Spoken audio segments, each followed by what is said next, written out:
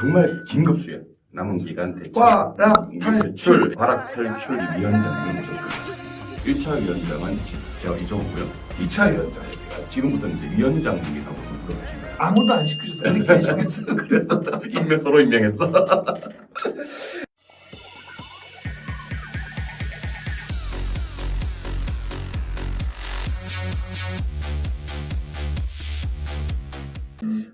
암기가 되어 있지 않는 수험생들은 어떻게 이제 남은 기간 과락 탈출을 할 수 있을지에 대해서 얘기를 좀 해봐야 될 것 같아요. 아주 기본적인 얘기지만 외워야죠. 그렇죠. 일단은 뭐 시간 필요하죠. 시간이 필요하니까 암기 유형도 시험 반드시 나옵니다. 그렇죠. 암기 유형도 시험 반드시 나오는데 저희가 이제 암기를 어떻게 하면 좋은지에 대한 이제 팁을 좀 더 남은 시간 좀 드려야 될 것 같으니까.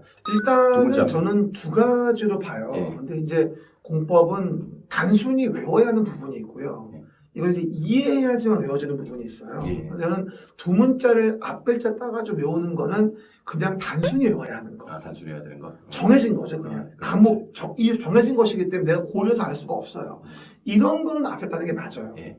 그런데 이해를 해야 무슨 말인지 알 수 있는 거를 그냥 앞에 따버리게 되면은 풀 수가 없어요. 그러니까 이해를 하고 얘 이런 거구나라고 알았어. 그 다음엔 따도 돼요, 두 글자는. 근데 뭔지도 모르는 상태에서 그냥 두문을 따버리게 되면은 되려 정작 알아야 될 두문을 혼동해서 구분할 수가 없어요. 적격이 전도 그렇죠. 이거니까 정리하자면 이해를 해야 되는 건 먼저 이해를 해야 되는 거고 그리고 나서 암기는 두 문자 따도 된다. 그리고 이해 수반하지 않고 그냥 외워야 하는 거라면 처음부터 두 문 따도 된다. 하지만 외울 때 가장 중요한 건 그렇죠. 뭔지 네이밍을 붙여놔야 돼요. 네이밍. 가장 우리 개론하고 공법에서 공통적으로 많이 물어보는 게 뭐냐면 건축물의 용도라는 게 있어요. 단독주택의 단독, 다중, 다가구 공간. 공동주택의 아파트, 연립, 다세대, 기숙사 이렇게 얘기하거든요. 다음 중 공동주택이 아닌 것은 이래가지고 나온단 말이에요. 그럴 때 단독은 단, 다가, 공동주택은 연세대 기숙사 외웠단 말이에요. 그렇죠. 근데 뭔지 몰라. 그러면 안 돼요. 그러니까 외울 때 단, 다가공, 단독주택, 연세대 기숙사, 공동주택 그렇구나 이렇게 네임을 붙여줘야 돼요. 맞아요. 그러면 뭐가 뭔지 안 헷갈리거든요. 맞아요. 그러니까 우리 학창시절에 이제 신학기 때 이름표 붙이듯이 그렇죠. 이름표 붙일 때 이거 이종호 거 하듯이 그러니까 아이엔스의 기숙사는 공동주택 이렇게 이름을 그렇죠. 붙여보는 거고 그렇지. 그러니까 뭐 부동산 학개론에 예를 들면 일상가자동 나오지 않습니까? 일상가자동은 거래사례 비교법, 거래사례 그렇지. 비교법, 일상가자동 이런 식으로 네임을 안 붙이면 이게 뭔지를 몰라요. 그래서 막 한참 다 외웠는데 외워놓고 시험에 가서 뭐 적응이 안 되는 거야. 왜냐면 그렇게 가르치는 강사는 그거 맞추기 문제를 줘요. 거기에 맞춰서. 하지만 실제로 그렇게 안 나오거든. 그러니까 그렇게 외우는 거는 도움이 안 된다는 거예요. 그래서 암기하는 거 좋지만 나름대로 전략을 세워서 외우셔야 되고요. 마찬가지 빈출 하급 부분을 그렇죠. 먼저 정확하게 외우려고 하는 게 전략이 될 수 있는 거죠. 그러니까 모든 내용을 다 외울 수는 없는 못 거고요. 외워요. 외워도 까먹게 되는 그럼요. 거거든요. 그러니까 정말 기출 문제에서 많이 나왔던 것들, 빈출이었던 것들 그런 것들 중에서 암기가 필요한 부분들은 아까 우리 상무쌤이 얘기하셨듯이 네이밍을 꼭 붙여서 이름표를 붙여서 이제 그 암기를 좀 시도해달라. 뭐 현철이 불렀나요? 사랑의 이름표. 이름표를 붙여 내 가슴에 미안합니다.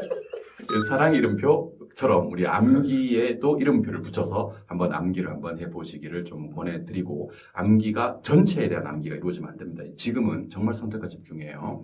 정말 중요하다고 하는 것들. 그러니까 뭐 암기 코드가 다 있을 건데요. 별로 안 중요한 것들은 이제 그거는 한 번 정도 눈길만 주시고요. 정말 중요하다고 하는 것들 위주로 하급 레벨의 빈출 부분. 그렇죠.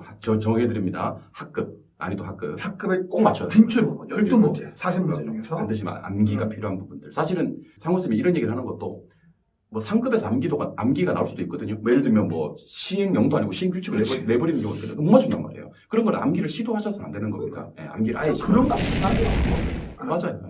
그러니까 그게 나올 수도 있지만 그런 부분에 대한 암기를 책을 통으로 외운다는 느낌이 아니라 그러니까 우리가 좀 반드시 암기해야 될 것들 이거 틀리면 큰일 나요 하는 부분들 교수님 설명하면서 많이 얘기하시지 않습니까? 그렇죠? 그런 부분들에 대한 암기 그리고 꼭 이름표 붙여서 이 암기가 어떤 내용인지 그리고 지금 마지막에 여러분이 또 하실 게 뭐가 돼 있냐면 또 하나 공탕하는 게 있는데 그 수업을 듣다가 현실 세계와 좀 부합되지 않는 것들이 있어요. 그럼 이거를 혼자 고민을 하는 거야. 내일도 어떤 걸까요? 시험 안 나오는 건 고민할 필요 없다는 얘기예요. 시험 안 나오는 거 고민하지 말라는 얘기예요. 시험 나오는 거 고민하고 외우기도 힘들어요, 지금. 그리고 그 구분이 공법 같은 경우는 이제 법의 시행 시점, 이게 달라가지고 과거의 사업이 현재에서 봤을 땐 현재 법과 안 맞는 것들이 있어요. 그럼 그 당시의 법으로 그 사업은 시행하거든요. 근데 이거를 현재 법과 안 맞다고, 선생님 잘못 얘기하네? 이렇게 오해하시는 분이 있어요. 그 전의 사업 기준으로 그 전의 기준 시행하는 사업도 있거든요. 그러니까 현재 법령에 시행하지 않는 사업도 있단 말이에요. 이거를 과거에 단지인데 우리 단지는 선생님 마음대로 안 하고 있는데 잘못 얘기하나? 이렇게 생각하시면 안 돼요. 모든 사업은 법령의 시점과 적용 시점 다를 수가 있어요. 근데 우리는 10월 30일 이날 기준의 법령을 보는 거예요. 맞아요. 그러니까 그날 기준으로 설명을 드리는 것이기 때문에 현재 여러분 단지가 안 맞는 게 있다고 하더라도 그건 과거의 시점에 대한 단지를 얘기하는 거예요. 지금 시행하고 있지만. 그러니까 그 점 의심하지 말고 안 나오는 건 고민하지 마세요. 그리고 나온다는 거 명백하게 아시면 그게 정답입니다.